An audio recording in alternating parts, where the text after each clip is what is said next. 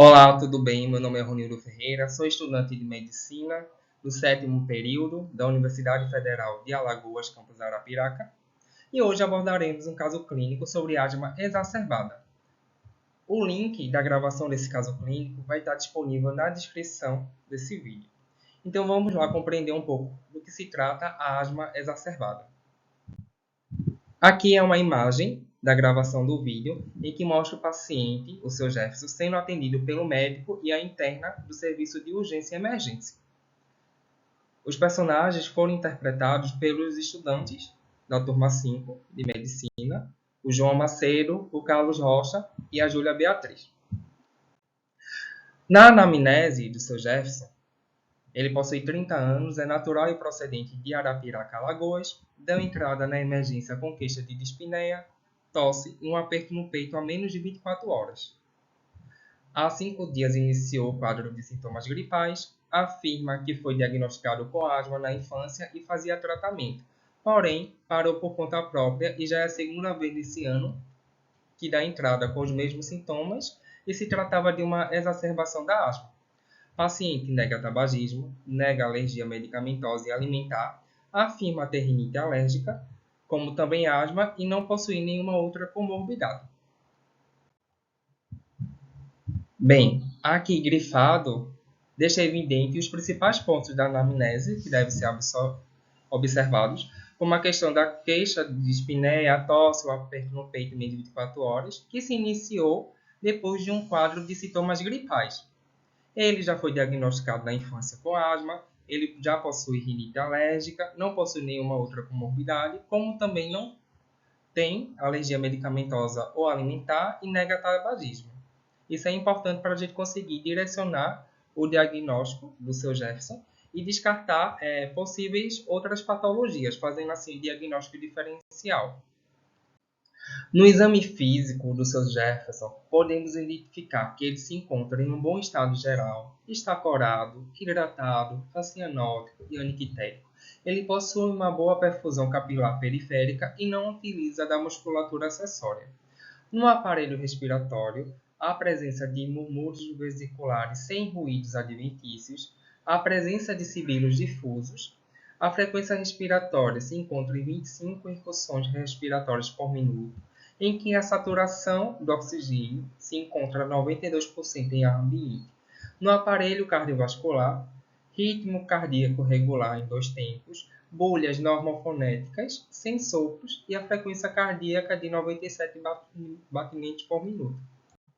Sendo assim, o diagnóstico provável é asma exacerbada leve. Mas, como o médico e a interna chegaram a esse diagnóstico? Você sabe? O diagnóstico da asma é predominantemente clínico, na qual existe a tríade clínica da asma, que é composta pela dispneia, opressão torácica e sibilos. Esses 3 sintomas estão inclusos normalmente em 90% dos casos de asma, e no caso do seu Jefferson, tem a associação também com a tosse.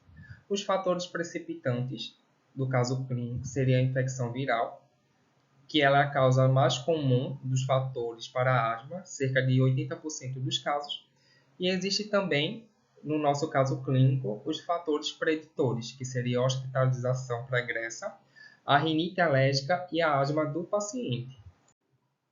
A asma, então, por definição, seria uma doença inflamatória crônica e intermitente das vias aéreas, caracterizada por exacerbações de dispneia, tosse, sibilos, obstrução variável ao fluxo aéreo e também a hiperresponsividade das vias aéreas. Normalmente ela é reversível, mas pode ser grave e fatal.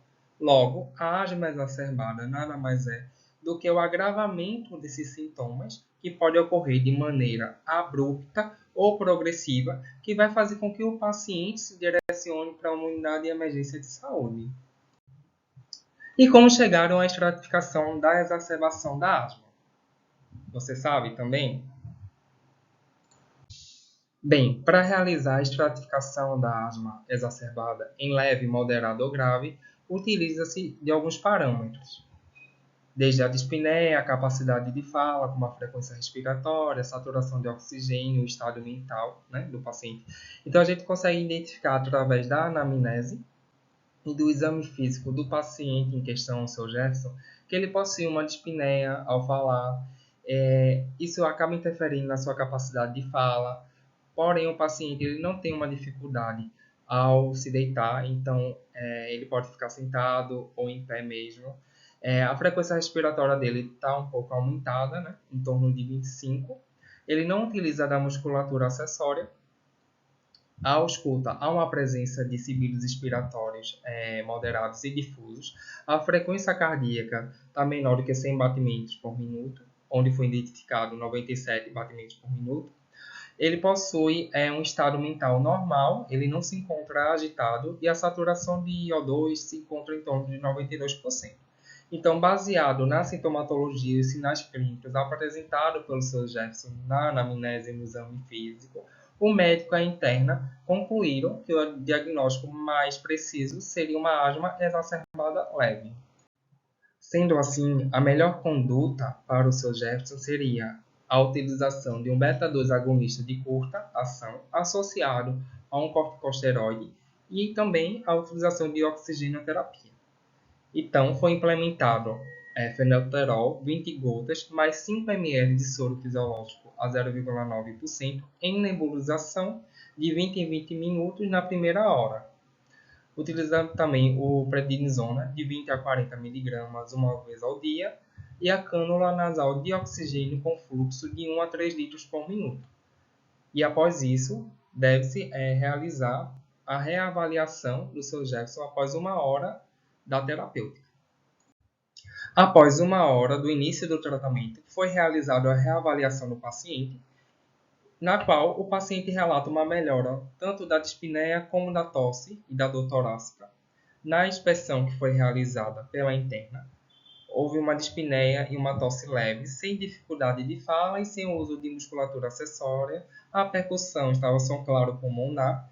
Na ausculta, os sibilos expiratórios estavam leves, quase inaudíveis em ambos os hemitórax.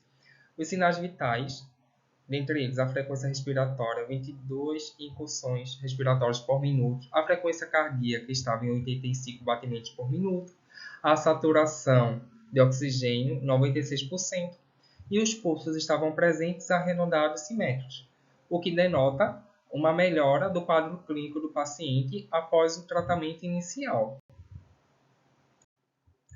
Então, a próxima conduta mais adequada a esse paciente seria a alta hospitalar, em que o médico deve prescrever a prednisona por mais 5 a 7 dias, informar ao paciente que ele deve evitar os fatores de risco que acabam desencadeando a exacerbação da asma, informar a ele sobre a adesão e a continuidade do tratamento, a importância deste, como também buscar o atendimento médico na sua própria unidade básica de saúde.